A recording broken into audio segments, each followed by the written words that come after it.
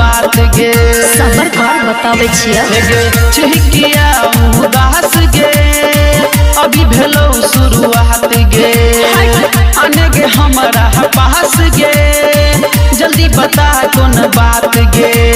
देखी के जवानी जिसे गिरे पानी नीचे से देखा के कोहे चोप चोप ई छोरा कोहे छे ढोरी टोप टोप ऊ छोरा कोहे छे खाली गोप गोप ई छोरा कोहे छे ढोरी टोप टोप ऊ छोरा कोहे छे खाली गोप गोप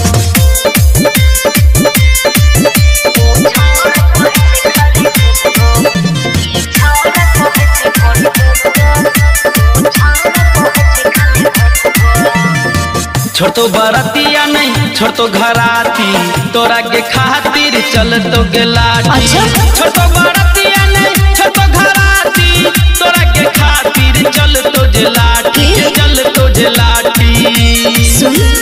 जो बन के ऊपर बार छलाई त चलिया के बुझायालु चप चप ई छोरा कहे छे ढोरी टोप टोप ऊ छोरा कहे छे खाली गोप गोप ई छोरा कहे छे ढोरी टोप टोप ऊ छोरा कहे छे खाली गोप गोप